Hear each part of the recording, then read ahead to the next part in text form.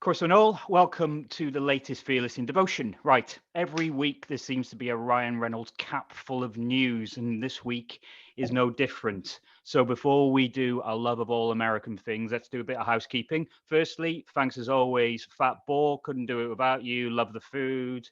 Tim, we know you love the food. You're a particular Love the fan food, love the owner, lovely bloke. His family are wonderful. His establishments run deep through the heart of the Wrexham community. So yeah, just great as always. Support your local businesses, and yeah, one of the best. So cheers to Rich and Fatball as always for their endless support. Yeah, cheers to Rich and cheers to Reese and Liam who can't join us today. Part-timers. We did say this. Part-time Yeah. partner, was it? Or something like that. Bit partner, whatever it was. Reese is currently hosting a surprise party for his wife. Now, I think we can say that because this isn't going to come out for a while. If it does come out before his surprise party, can we just say to Sarah, act surprised, please, because we don't want to be dobbed in on anything.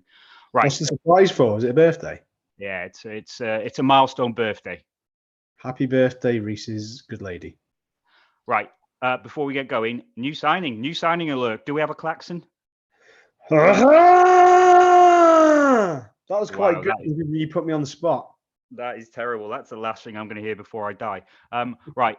Will Boyle looks exactly like how I want my centre halves to look. He looks like he would head away an anvil.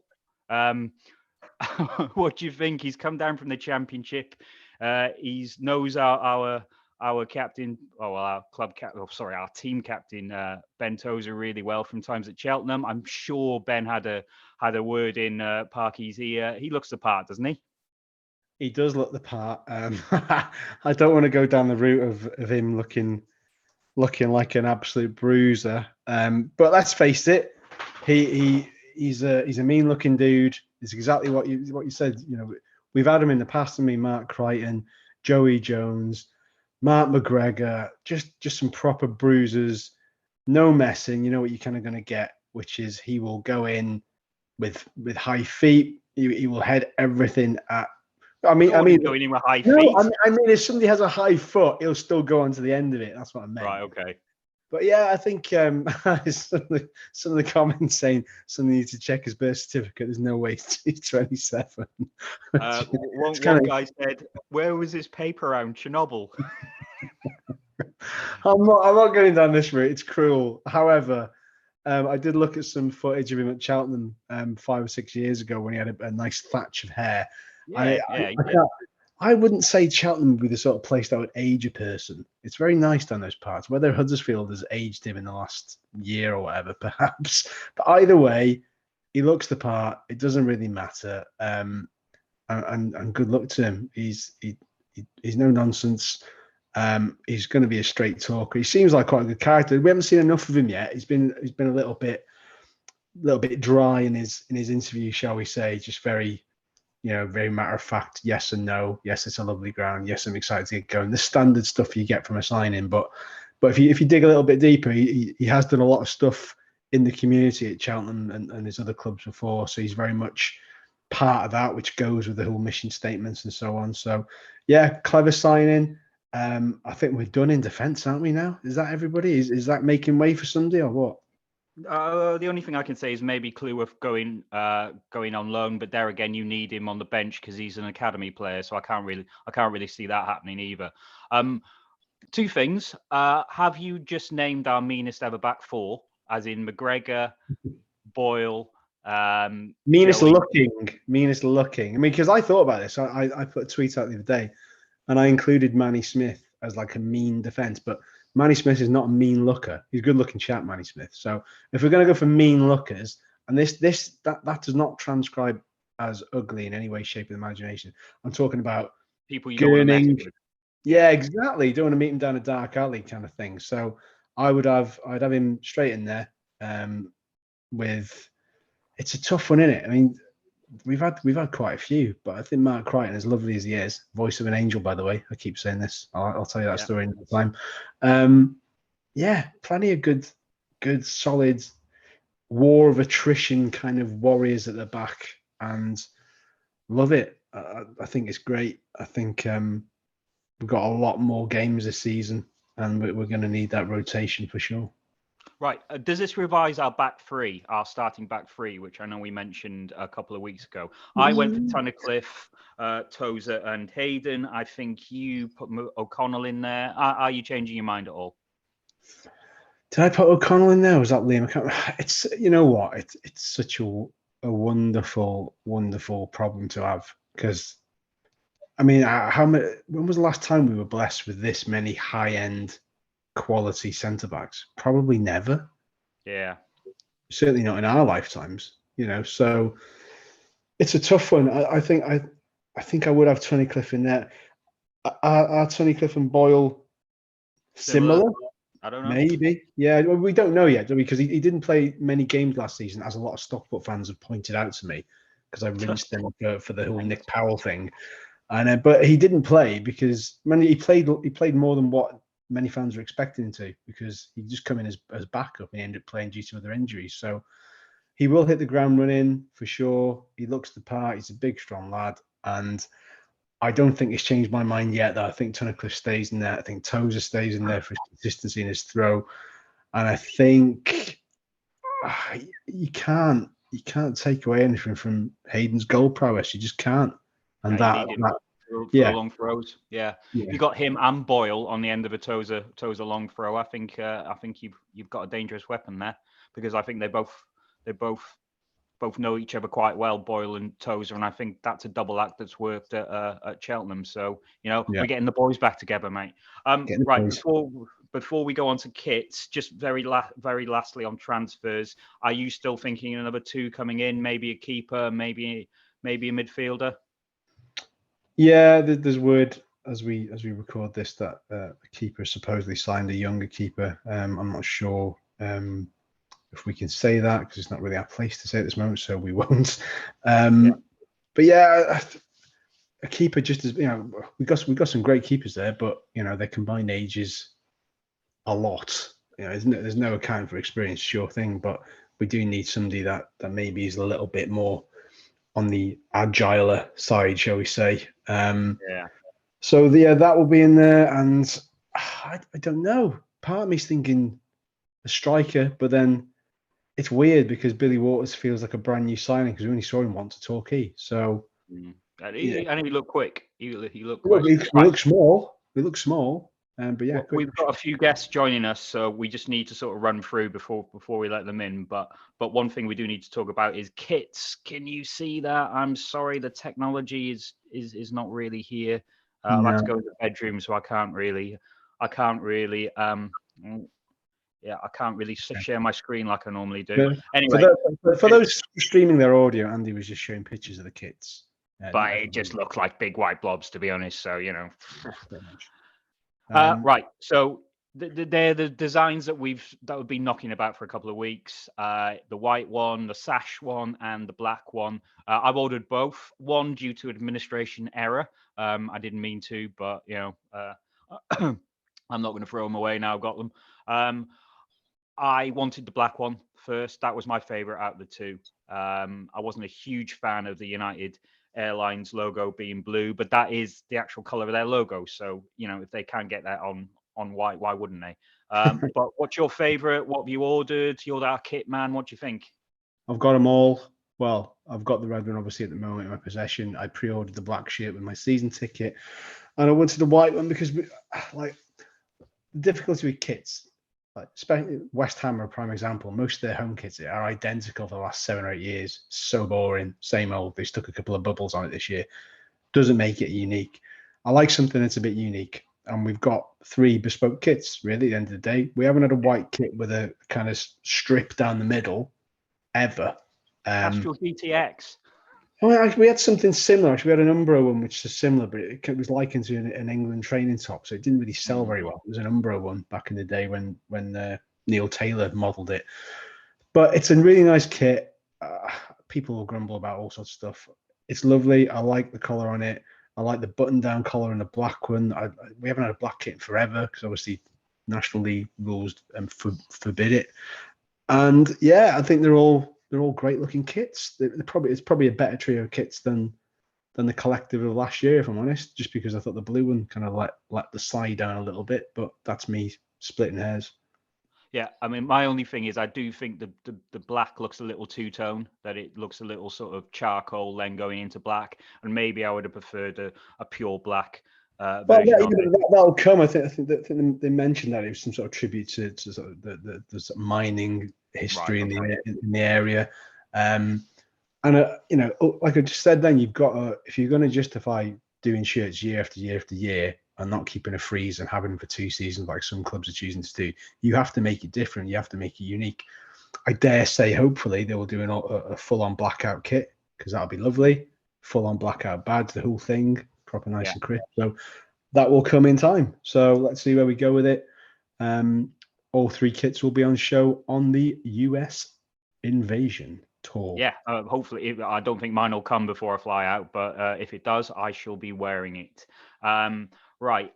Before we sort of get into the American stuff, a bit more on the membership. Now, our resident socialist, Liam Randall, isn't here, but there's been more news about memberships and season tickets and what they're doing with away tickets now. So 70% of 70% of away tickets will go to season tickets, 30% will go to membership. Look, I went to 12 games last season.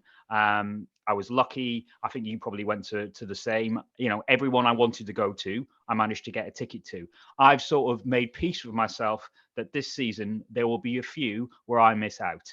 And to get people interested in Wrexham, I'm happy with that. As I keep saying, look, I've spent the last 30 years trying to get people interested in Wrexham with varying degrees of success, the degrees being no success. So now people actually want to come and watch my club. I am happy that, you know, every now and again I will miss out to get, you know, miss out on a ticket. So I don't know what you think. It's a tough one. It's definitely divided opinion for sure, depending on your point of view. But yeah, there's obviously that camp and that mindset of you want new fans to come in, and if they're paying for a membership, they should have some sort of opportunity to get an away ticket and experience that. You know, I mean, it's difficult to get a home ticket as it is, so there's every chance they may first and only experience of Wrexham might be an away game. So it's a difficult one to fathom. A lot of people have said maybe an 80-20 split might have been fairer for season ticket holders. It's done now, isn't it? It's done, and that's the way it goes. We'll see. I mean, I think it's caused a bit more panic by virtue of when you've tried to get away tickets last season. It was a tough ask. We were on there for ages, scrambling around, hitting refresh over and over and over and over, and it was just a nightmare. That's going back to Marine the season before last, when it was just a joke trying to get them. So that's probably made it a bit panicky. But what we're forgetting is that we're going to a lot more grounds with bigger away allocations, and that will eventually cascade down. I think we'll be okay. I think most people who want one will get one. There's going to be a little bit of kickback around it, but let's just see how we go game by game and assess it as and when we go through. We'll definitely be keeping tabs on it, and it's definitely a subject that's not going to go away. For sure, and it shouldn't do, because it is something that's important, and people have quite rightly made their thoughts very well known on it. Yeah, it's a divisive subject. One thing that isn't is our US tour, and we're joined by Alex, what should we call you? Oh, I think you're on mute at the moment. Can you hear me okay? Yeah. There you go. Yeah, so Alec, I'm Alexander, but my great-grandfather was Scottish and he called himself Alec, so that's what I got. Alec, where are you joining us from? I'm joining from Baltimore, Maryland. Oh, great. I am going there for 2 days on during the tour. So what we're going to do today, we've had a sort of like a little chat about some of the stuff going on at Wrexham this week, and we're going to be joined by yourself, another US fan, and Paul Rutherford, who is a player who used to play for us and featured a little bit in the documentary. And the TSD. Hollywood Paul, he calls himself now. just before these guys join us, I just wonder your sort of take on sort of the stuff pricing issues that are affecting us at the moment. Now, I think our sort of thing is we knew there would be a lot more interest in the club, and we knew we could sell a lot more merchandise. Now, with that, the club know that they can make a little bit more money because they've got a lot of American fans, probably like yourself, willing to buy this merchandise. But there's a school of thought that just because you can doesn't mean you should. And I just sort of wonder what you sort of think about how people are reacting back at home to sort of rises pretty much across the board. Yeah, I think, from the US perspective, and we're not sort of one perspective. We're going to all have our own perspectives. I grew up in Brooklyn, New York. So I grew up a New York Yankees fan, was my team and my sport. When you think about season tickets in US baseball, it's 162 games. So you've got 81 home games you've got to get to. You're in the tens of thousands of dollars for that kind of thing. So when we're talking about, even a UK football club's season ticket, in the US mind, it doesn't sort of raise all the alarm bells, other than the fact that, unless you want it to just be, just referencing Robin Ryan's entry into Alpine, F1, everything F1 is Monaco and glitz and glamour and Hollywood. Whereas the thing that attracts, I think, me, I'm not anything unusual. I'm a sort of normal Baltimore person. I have to pay attention when I buy that or buy that or buy that. And by the way, your FID thing is in the closet. I've got to find a place for it. So the sensitivity that I think I bring to it, and that I think a lot of others do, is we want to join the story, right? It's not about the sport, right? There are people out there, and there are US people who are like, I just want to watch great football. I want to see great players, see great plays. I did not, right? I tried when the US Soccer League, football, MLS came into being. I tried to like the New York Football Club. Just didn't know the players, didn't look great. I could follow the US women's team in World Cup. I can follow the US men's team in World Cup, but it wasn't fascinating until, the story of the club is one thing, but I would say that, the thing that we're joining as fans is the story of the community, the story of the people. And this is one of those difficult balancing acts, both money as well as just, we can be overwhelming in terms of our culture, in terms of our enthusiasm. I do worry about, wanting to participate, but not being able to do it sort of sensitive in a sensitive way that doesn't change the culture of Wrexham itself. So I had no issues with a $30 price tag. I thought about it before it came out, and I said, if it's $50 for internationals, that wouldn't bother me.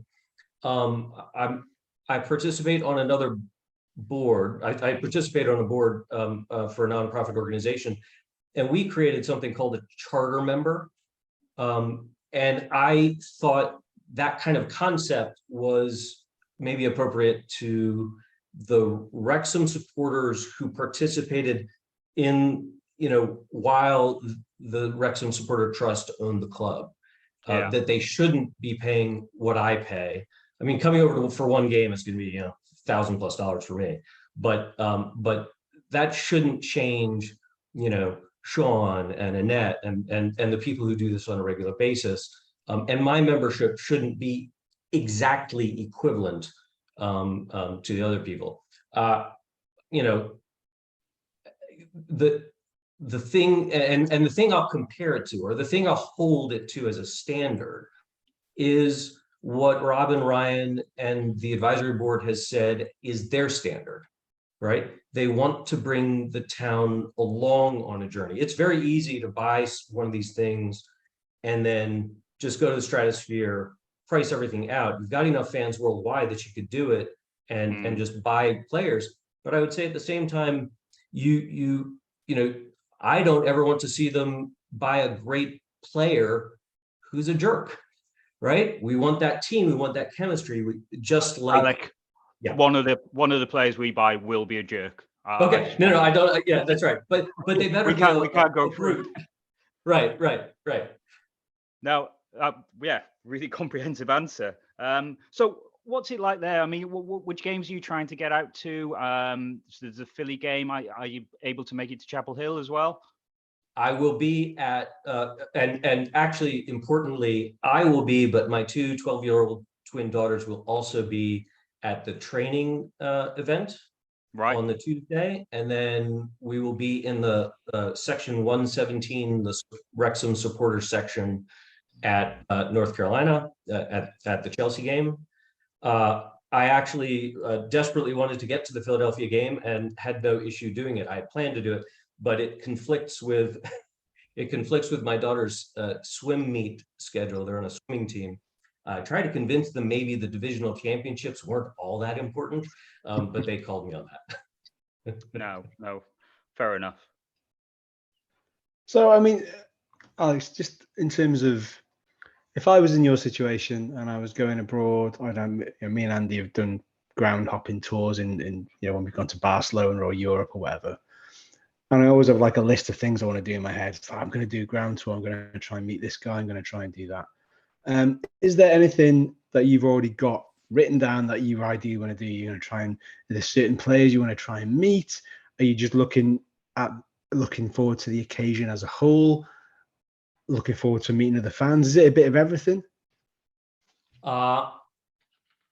It's a bit of everything, but I do have in my mind sort of the experience I want to come out of it, because a lot of it, what I really love to do is sort of develop the fandom in my daughters. They love it. They've watched the show. They've seen a couple of games with me, but they're not fans yet in the same way I am. I wanted to make sure we were in the Wrexham section where people might know the songs. I have my daughters listen to the Rick Parsed version of Wrexham is the Name, and they have it memorized, so that I hope that they can feel a part of that community and sort of Wrexham culture. I don't know of the logistics for how we're going to see the players sort of walking into the stadium, but I'd love to get a photo of my daughters fist bumping. Really any one of the players they're all terrific, and I sort of recognize all of them, so I can make up a good story as to why they fist bump the most special player, but they know Super Paul Mullin pretty well. So yeah. One player who would have given you a fist pump is Paul Rutherford, who's just joined us. Hollywood Paul, as he likes to be known now. Paul, I'm not sure about Hollywood Paul. I think that name's already in use anyway, isn't it? Paul, friend of the pod, thanks for coming on again. Now you've returned from Chapel Hill about a month ago, wasn't it? So you played in the 7-a-side tournament. Were you ready for the reaction that you guys got out there? No, honestly, we were all blown away. We couldn't believe how big the fan base over there was. It was straight away as soon as we landed at the tournament. We were the most popular team there. And bearing in mind there were some really, really big clubs there: West Ham, Wolves. Straight away all the interest was on Wrexham, and it was quite surreal, to be honest. We've all got day jobs now. The majority of the lads in that team, and you're coming across, players who've played in the Premier League, and, you're getting a lot more focus and attention than them. But the thing that did really surprise me was how passionate the fan base was over there. It was so vocal, it was so loud. They knew the songs from back home. It was really authentic. It wasn't something that was just, faked or yeah. It was authentic. It was genuine. They knew you were. They knew the story. They clearly watched the documentary. They'd clearly been following the team since the documentary. It was just unbelievable how passionate they were, how loud they were, how friendly they were. Just honestly, it couldn't have been a better experience. I think that's quite interesting what you said, Paul, because before you came back on, Alex said before that it's quite interesting that some of our new American audience can tread the sort of fine line between being too overzealous and coming across as quite smothering in their approach, whether it's part of like a cultural thing. But on the flip side to that, that just falls in line with what you just said. Their enthusiasm for the game comes across in bucket loads, and that kind of falls in line with that sort of cultural aspect of American fandom, is that they've took the time to learn those songs. They've took the time to really delve into the history. That's what I think a lot of us have really picked up on and appreciate, because you can just go, oh, I'm a fan now, but do you know who Gary Bennett is? Do you know who Paul Rutherford is? And I think a lot of these are really sort of bedding into, I want to know why they were rubbish then, and I want to know why they were called giant. No, you know what? Not you. Not you. Present company accepted. But was that just feeling like a rock star? Must have felt unbelievable. Honestly, it was incredible. It was incredible. It was one of the best experiences I've ever had in my life. But as you've touched on there, I think the one thing that not the one thing, but one of the things that the documentary did really well was that it incorporated the town into the documentary. It wasn't solely just a football program. It wasn't solely just, oh, look at what the squad is now. It went into everything. It went into, the fan stories, different journeys within the fan base, different journeys within the community. And that's, I think, why, a lot of the American fan base has, sort of picked up that culture, that identity. I think it's been, a really, really clever move.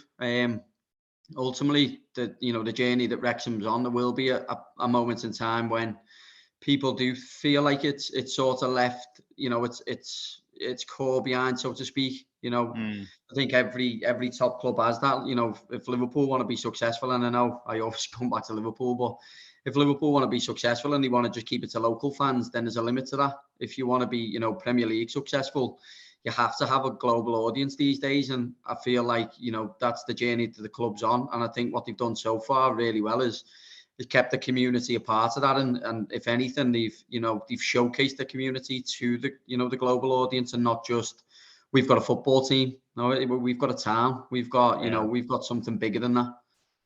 Yeah. Did you have any weird fan requests? No, to be fair, I've had plenty over the years. I've had dogs named after me and everything, but no, there was nothing too weird. Just the fact that they were asking me to sign autographs, and they weren't asking Carlton Cole to. Tell me the dog was called Ruthers and not just Paul. Yeah, My middle name is Paul. I mean, I do like the idea of Paul the dog. No, imagine that, just shouting Paul Rutherford in the park. Paul. But no, Ruthers it was called. Because obviously you featured in the doc. Were you recognised a little bit more than the rest of the Wrexham players? I'm quite modest, but yeah. I was a little bit.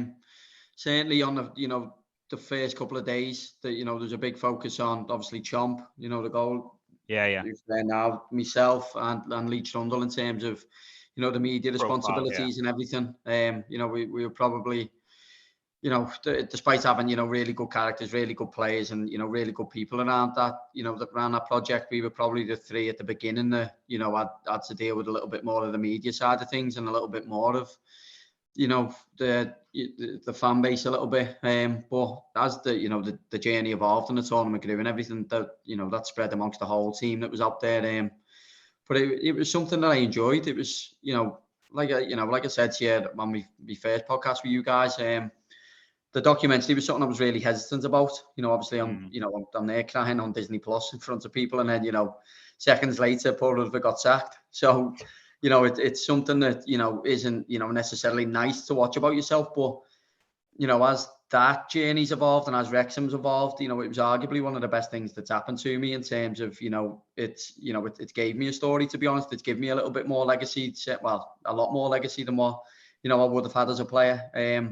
So it's something that, again, maybe I'm just trying to put a positive angle on, but it's something that I'm really appreciative of, and, something that has given me opportunities like going to America and representing the club again.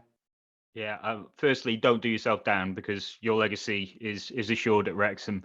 No, but even with that, obviously, yeah, at times, you know, you'd always look at it like players are Marmite, aren't they? You get some who the fans will always love, some who the fans, you know, just won't like, and then the rest of us are sort of somewhere in the middle.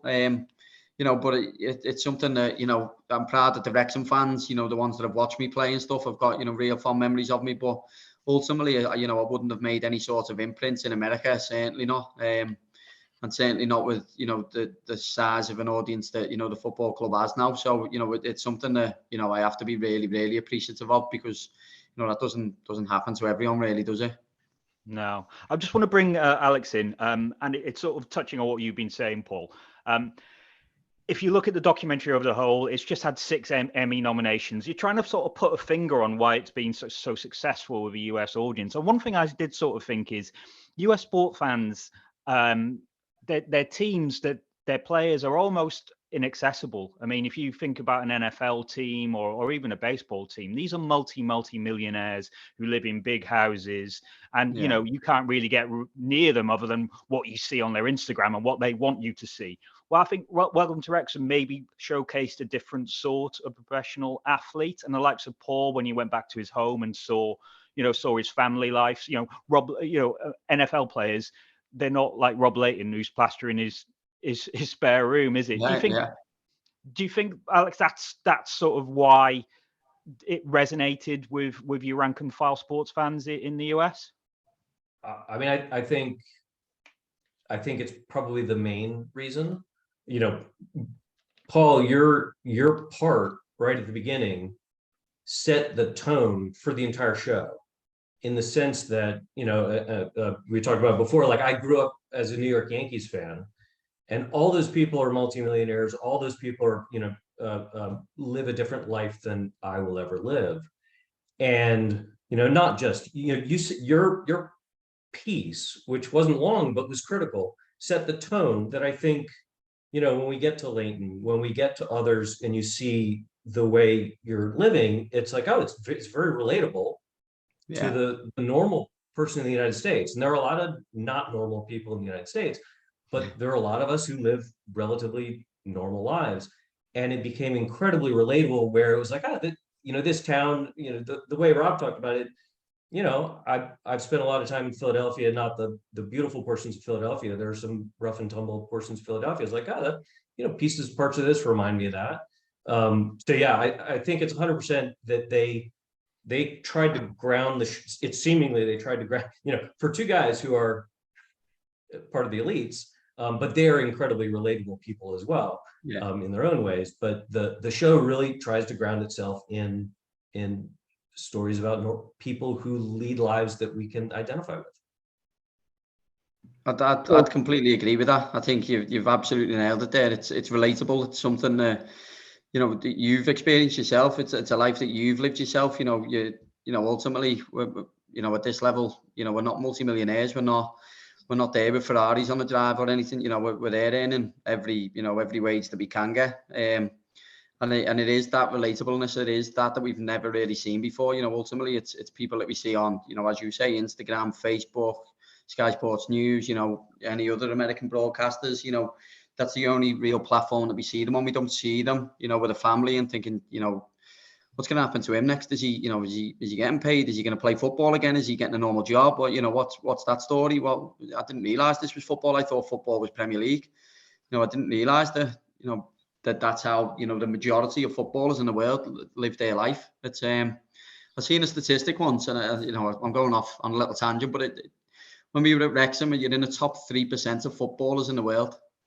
And if you think about any other career where you're in the top 3%, it's, you know, it's multi-millionaire status. It's, like you say, you know, you're getting towards the elites. You know, certainly, you know, if not in the elites, but you know, with football, it's not like that. It's only that fine minority, and rightly so, by the way, and deservedly so, that they earn that type of money. But the rest of us, you're surviving. That's where the truth's at, really. You know, you love your job and you create some great memories and great opportunities through it, but you are just surviving. You're not by any means thriving. You're working paycheck to paycheck.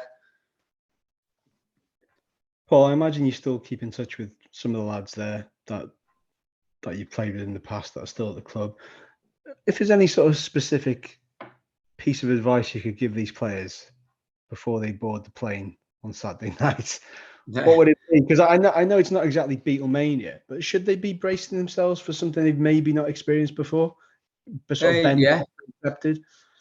100%, yeah. I think obviously, like Ben Foster, he'll have experienced something on a similar level with Man United and, some of the other clubs that he's represented. But they're going to go crazy for Paul Mullin, absolutely crazy. And I know that he's, probably slightly adjusting to that lifestyle with some of the opportunities and interviews that he's done, with various, big platforms. But it's going to be crazy. I said, and on the trip, Sean Harvey said the same. He said, we're going to have to make changes to how our tour looks because this is bigger than we thought. It's, it's massive. You honestly will not believe how big it is.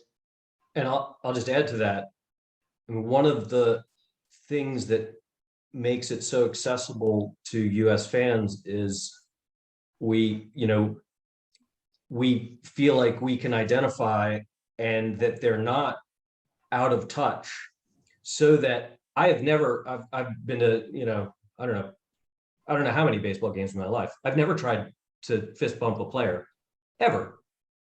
Yeah. I'm going to North Carolina and I want to be in that lineup to do that. I've never done that before, and I'm going to bring my daughters.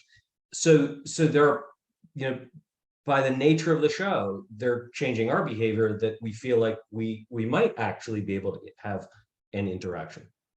Yeah, that's exactly it. That's where the club will have a little challenge in terms of obviously safety, which obviously everyone has to think about, but also maintaining that accessibility.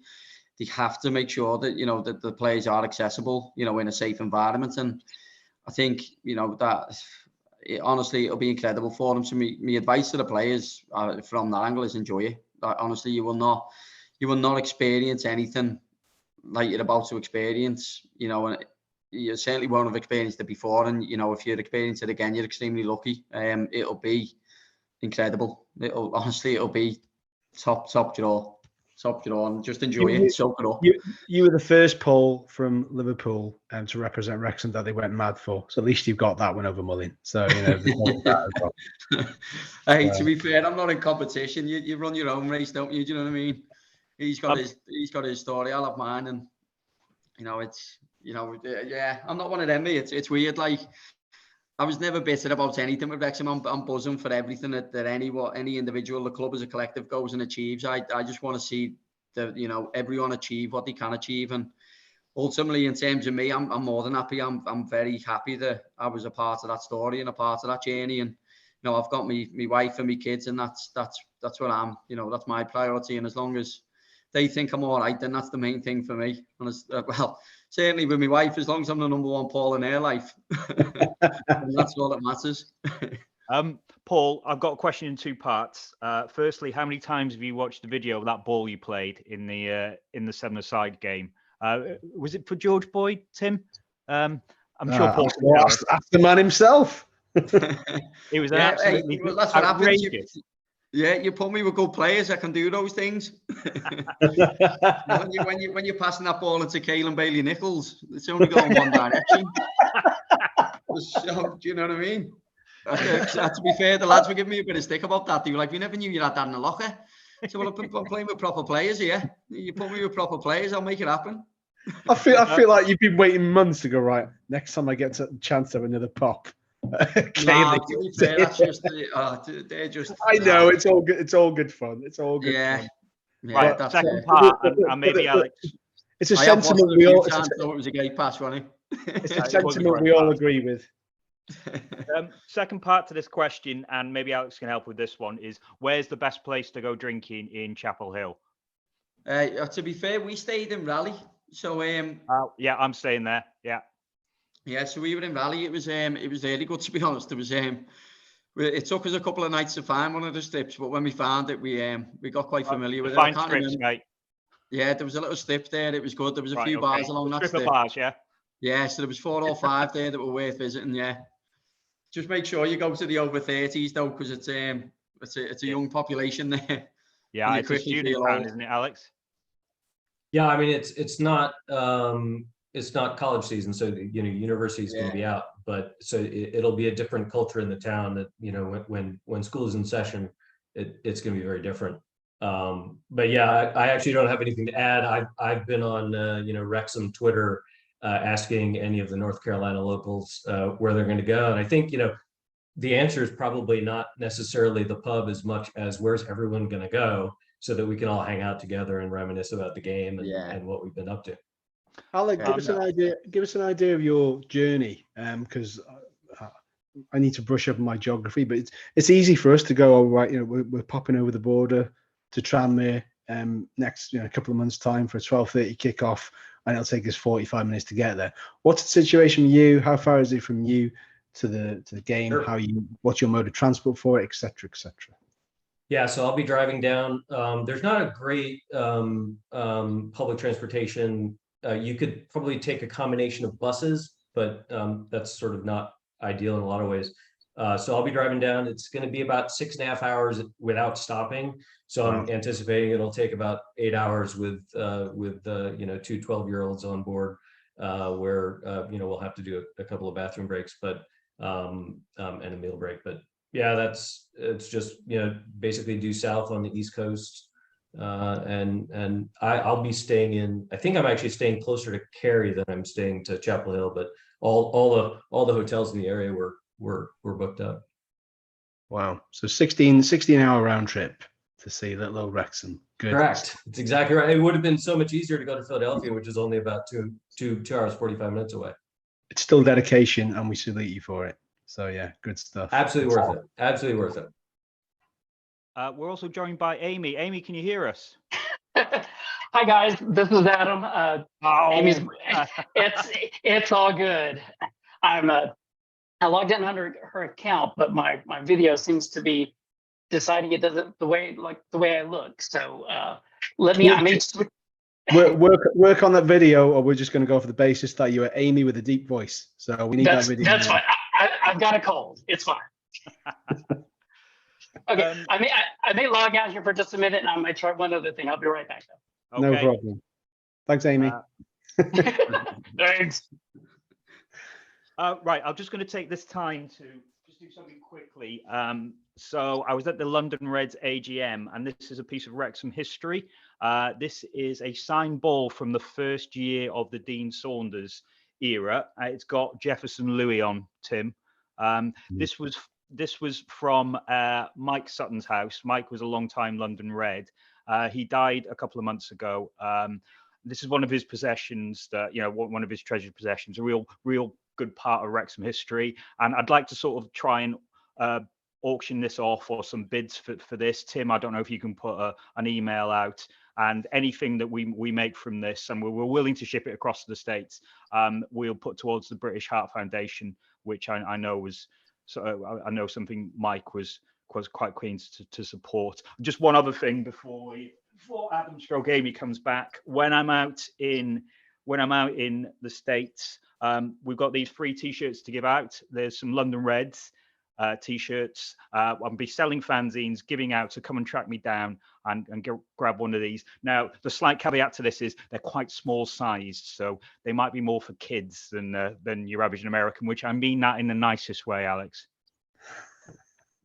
Well, yeah, and I'll say, you know, the whole sizing thing, I'm not sure I understand. I haven't gotten my first, you know, home jersey yet, so that when I ordered my away and third, I still don't know what the right size is.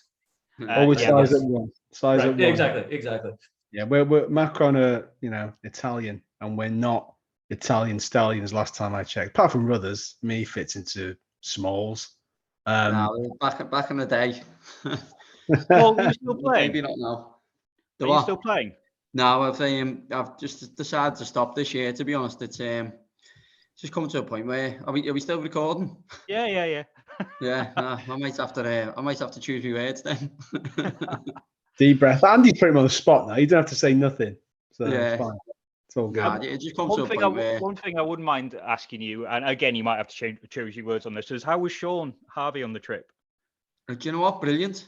Like, yeah. Honestly, at first I was hesitant, and I was thinking, you know, obviously some of the, pretty much when he come in and we were obviously at the club, it was you know, here's the harbinger of death. Like he's here to get rid of everyone. So I was like, you know, harbinger. this guy?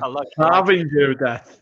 Yes, we were thinking like, to be fair, I said words similar to him on the tour, and we were like, you know, who is this guy? You know, not really feeling him, but it was actually brilliant to spend time with him, understand who he is, and to see how he does things and go about things. He's actually a really, really top guy. He got really good intentions for the club. The way he spoke both to me and Cara, you know, we did like a presentation on our last evening there, just you know, go through tour highlights and everything, and it was brilliant how like well we'd all come together and stuff as a group, you know, as a staff, as a set of players, you know, because we were all different ages. We had, you know, obviously, you know, young lads, older lads, you know, we were sort of in the middle, me and Cara. We had lads from different teams, different generations, different, you know, periods of success, or you know, shorter success. But he, you know, he did this big presentation, and in the speech there, he sort of directed a little bit at me and Cara and just said, you know, I want to thank you for, you know, how you've represented the club, you know, previous to us coming in, and you know, it's, you know, down to, you know, the likes of you guys that, you know, put the club in a position where we were, you know, a viable option to be, you know, to be bought by who we were bought by.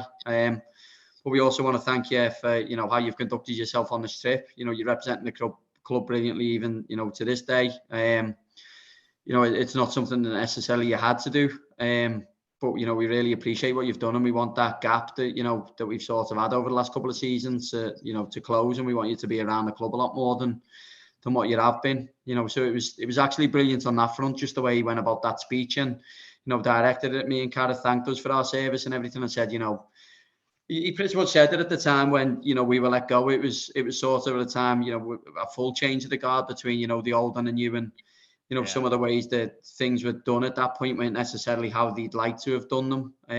You know, so he just wanted to thank us really, and it was just unbelievable, and how he come across was excellent, to be honest, like top drawer, and he's really, really good fit for the club and the project that they've got, and he will maximise it. Like I'm not just saying it because, you know, obviously I'm on a fan chat or nothing, or, you know, he's a very, very impressive person. You can see why he's so good at his job, and just the way he goes about things. You learned every interaction he had with people, whether it's hotel staff, tournament organisers, you know, other football clubs. You learn from every interaction on how he communicated and how he went about things. He was just a really, really top guy who really cares about the club and really cares about the people connected to the club, which was probably what I didn't expect from him, just due to, you know, not the interaction he had with him, but obviously the time frame that we had together, where, you know, he was coming in with his ideas and we were going out. You know, it's sort of at that point where, you know, you're probably thinking, oh, this fella is, you know, he's evil. You know, I'm not really feeling him, but no, he's actually a really good guy, like top guy. And that, you know, I never love talking, but it's the same with the rest of the staff that were on the trip, you know. Chomping goal, just the things they were telling us about the playing squad and how they go about things and the standards and values that they've got. It was brilliant to see that they're actually really good people. You know, they're not just, you know, without speaking poorly, you know, I just like to speak honestly. You know, sometimes when you get a project that, you know, people know there's a lot of money at that level connected with, you get the wrong type of characters that are coming to get a quick paycheck, and you know, they want to line the pocket to get out. These lads aren't like that. These are invested in the journey, invested in the club. They want to maximize their own careers. They want to maximize the club's journey through their careers. They want to, you know, they want the two to align, and the values, the standards, the just everything that they set and everything that he spoke about was just really humble, really down to earth, really ambitious. It's everything you'd want to hear as a fan base. It was top drawer. And again, that extended, you know, we had the chief scouts out there, Chris. We had, you know, Aidan Davison, the goalie coach, out there, and just how passionate and how determined they are to win. You know, even in this tournament, like the jumping up and down on the side, like they're really invested in what's going on in the tournament. The winners, you know, the best that Wrexham can currently have. Like they're the best in their field at it. The top drawer, honestly. And you can just see what Phil Parkinson's created with that staff, with that playing squad. That, you know, I said it a while back, and it was just sort of an intuition thing. Like what I always believe, certainly at football clubs and certainly at a club as passionate as Wrexham, is the players have to reflect the fan base. They have to be working class. They have to go and fight. They have to go and compete. You know, those things come first before ability, and you can see with those lads and that staff that is the mantra, that is their philosophy, that they will work for everything that they achieve. And it was just so refreshing to see. Honestly, it was brilliant to see. And you know, like I say, it actually made me really, really like you know, really, really, it sounds cheap and corny, but I fell back in love with the club again. You know, it was not that I was ever bitter about leaving, but obviously when your journey ends, you know, it's not, I stayed following the club and everything. I stayed connected, but you're not fully connected. And, you know, now I feel like I am again. I want to jump on that because there's something that we do in a lot of US sports called Old Timers Day. Yeah. Well, we do bring back not just, you know, Paul, you're young and spry still, but, you know, 45, 55, 60-year-olds, and you'll come back. You know, I remember watching Mickey Mantle play when he was, you know, not well, but it doesn't matter how well they're playing. I would love to see, and, you know, if Rob Ryan's listening to this, like, I would love to see you know, watching the TST, seeing you, Paul, and the others, gives so much more context and allows us to honor you, not just for the one moment in the show, but broadly for your participation on the team and as part of the community of Wrexham. And I think an Old Timers Day type event would be absolutely phenomenal. And you know, I know I love it, and I'm sure, you know, we gravitate towards those things because it allows us to connect a little bit more with the history of the club. That's brilliant. So well put. I'm just going to bring Adam in just for the last, and to be honest, we are tying it up, but I'm going to ask him. He's going to come in and out. I'm going to ask one last question, and then he can answer that, and then we can tie up. But I'll ask you first, Alex. What's the one thing that a Wrexham fan should experience out in there? What, you know, it could be a food or a beer or some sort of event. What should we actually aim for? You know, the US is a big place and we've got lots of things going on. It would depend on where you're going. I would say if you're coming to North Carolina, you've got to find yourself an authentic, local North Carolina barbecue joint that has good vinegar-based barbecue, and that's going to blow you away. It's just unique. It's different. You can't find it well anywhere else. Much like, you know, you got to go do the, you know, proper cheesesteak up in Philadelphia, the proper ones, and there are lots of improper ones. So yeah, you know, I think that's probably it. Other than that, I mean, it's a beautiful countryside around that area. Lots of neat things to see and do, but if you're going to be there, you got to have yourself some barbecue. Paul, what was your favorite thing over there? Johnny, it was the people. The people were just so friendly, so polite. It was just brilliant to see and experience just how nice people are. You know, we get too caught up over here, I think, at times, and you know, in you know, the 9 to 5, the grind, you know, the run of life, just, you know, constantly working to take over there. It was just the people were so nice and had so much time. Like, if there was one bit of advice for the fans from me, it'd be soak up the people, just soak up the atmosphere and join in with it. Just go along with it. Just enjoy that nature of the people. It was honestly, it was brilliant. Really good. Adam, thanks for joining us. We're actually tying it up, but we're asking.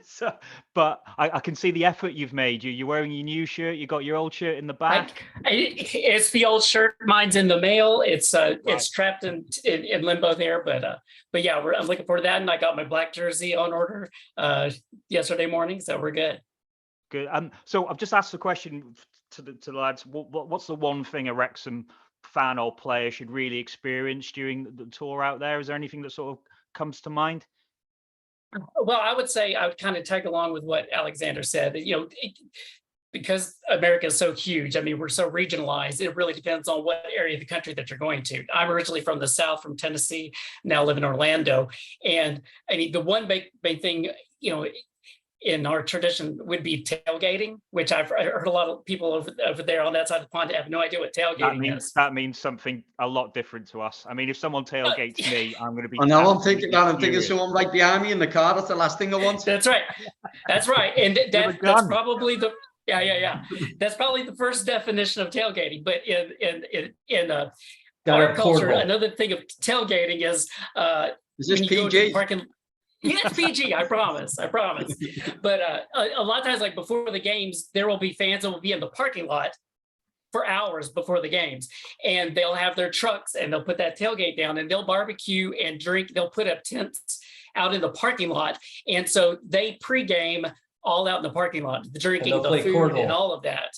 Exactly. They're playing cornhole. They're doing, all the fans are kind of gathering in different groups in there. And it's a huge thing. And I mean, you'll find tailgating all over the place. In fact, I've already in some chat groups. We're already trying to get who's doing a tailgate, what parking lot we get into.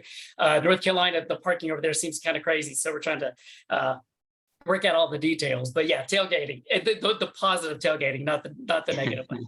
Can I tailgate in a rental Ford Focus? Is that possible?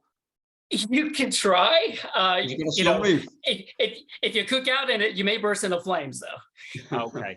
Drive around the parking lot and find the right tailgate where you want to go, and you'll probably find multiples, and just give a stop in, and you'll be people are friendly here. They'll let you. They're more than happy to let you join in with them. So, Yep. Cool. Tim, do you have any last questions for the lads?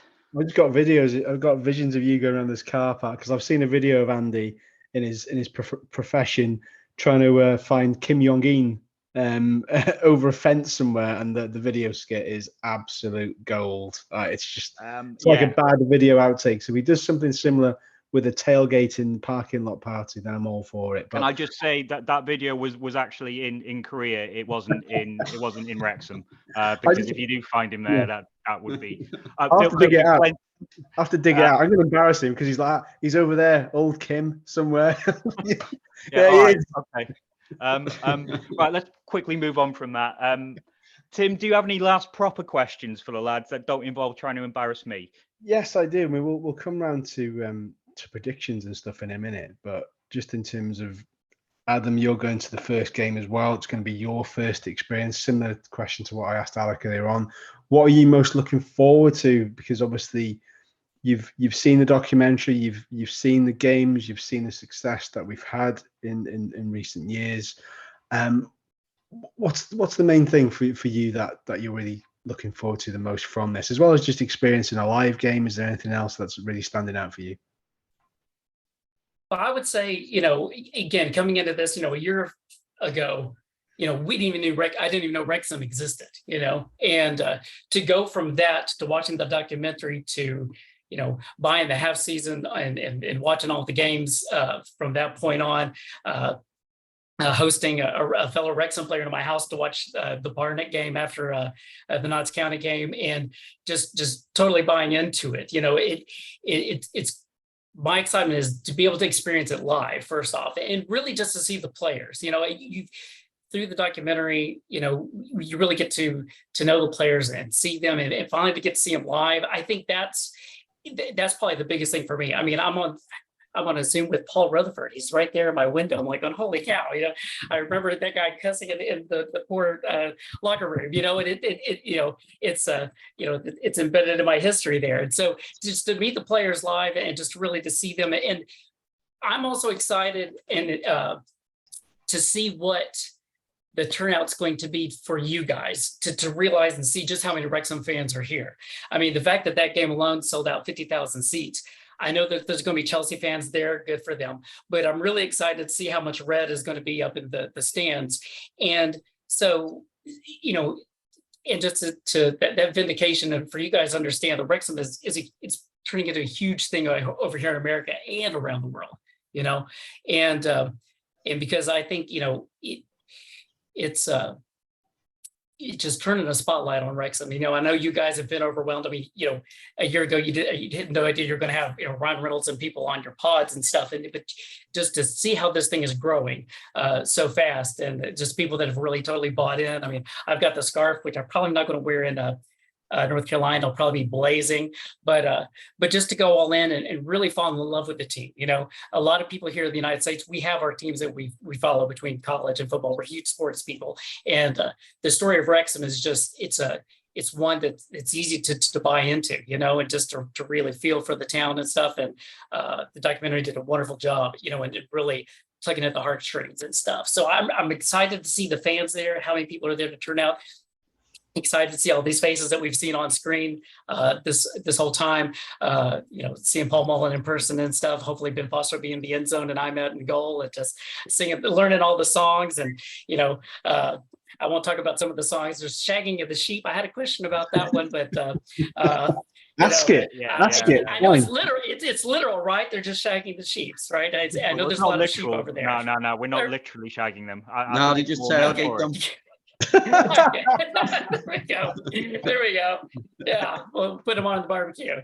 So yeah, that's what I'm looking forward to, definitely.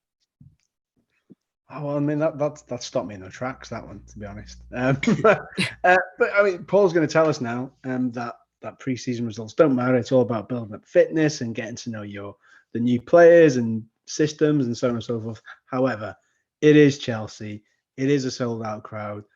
They are going to want to put on some semblance of show. So with that in mind, I'm going to go with score predictions around the table. So we'll start with you, Adam. What are you thinking? What are you hoping for? Does it matter? Well, I mean, of course it matters. Of course, it's a friendly, so it doesn't matter. But you want to see. It's a game. You want to see some goals. You don't want to see an exciting 0-0 match. That's not exciting. But I mean, I'd like to think that the guys are going to be a little loose, a little overexcited, and want to show off to the fans over there. So I'm thinking maybe a here. I would say maybe a 3-1, 3-2 Wrexham win. Take that. Alec, do you concur? I'll give myself an out. My prediction. I think the Chelsea squad's kind of not huge right now, so they actually are going to be putting some really quality players on the pitch. Yeah. So I'm thinking it might be more something like 4-2 Chelsea. I'll either have the benefit of being right in my prediction, or I'll be happy that I was wrong. You sure you haven't been supporting Wrexham for more than a few years? Because that sounds the sort of prediction that we would have all gone for. Not to He already knows about people Wrexhaming it. Oh yeah, it's a well-known phrase. There will be some next season as well. Before we ask Paul, can I just ask you something from an ex-pro sort of standpoint? I mean, obviously this US tour is brilliant. They're going out for a couple of weeks. There's a lot of promotional stuff. There's some matches as well. How well do you think they'll be drilled for the start of the season? Just because they'll be traveling back, then they'll have a week before the game. Do you think it's great preparation out there, the hot weather training, or are you a bit more traditionalist, Nantwich at home? No, to be honest, I think obviously jet lag will be a thing. But in terms of the opportunity to go to America, you can't pass that up. I think you'd have to be really, really realistic and accept that that's one of those things. So I wouldn't say that that's not ideal preparation. I think, pre-season these days, it's evolved a lot from let's get the lads fit. Players tick over, you're fit. Like, I used to come back lighter and, my times would be quicker when I come back to pre-season because you just focus purely on that fitness work while you're off.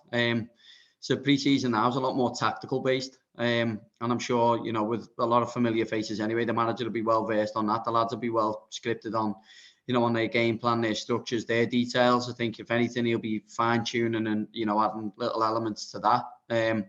So I think they'll still get, the necessary time and the necessary focus on the tactical side of the game. The fitness won't be a concern. So I think, it's a great opportunity for everyone to go on this tour. And, to touch on a couple of things there, I think everyone has to embrace these things. The fan base has to embrace these things. You heard a lot with Man City fans, for example, where they go, you've only supported them since the takeover. Like, so what? Like, it doesn't matter if that is when the support started, because ultimately that's what's going to take you to the next stage of your journey. And it's things like this that are taking Wrexham to the next stage of their journey. And it's the reason why it's vital that, that the club has to go to America to, that it has to represent itself over there and engage with the new fan base over there, because it's going to be vital in the journey that the club's going on. Yeah. Finally, a score. I'm gonna side with Alex, to be honest. I think Chelsea, they've got a lot to prove this season. I think there's going to be a lot of spotlight, a lot of focus on them, just because of how negative a season they had last year with the amount of money that they spent. So I think it sounds daft, this, don't it? We're talking about Pochettino playing Wrexham.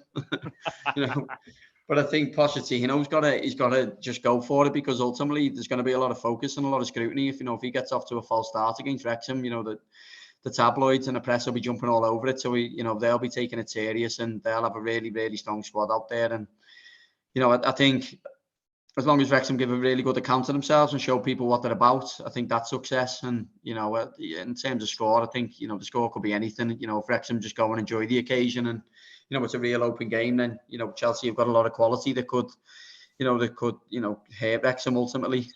So I do feel it could be a Chelsea win. I'll keep it a Chelsea win. Fair enough. Lads, we've kept you enough, but really enjoyed chatting with you. Thanks so much for joining us. Alex and Adam, I'll see you out there, hopefully. Awesome. And Paul, I'll see you soon. Thanks very much. Cheers, guys. Thank you. Great meeting you as well. See you later. Cheers, Paul.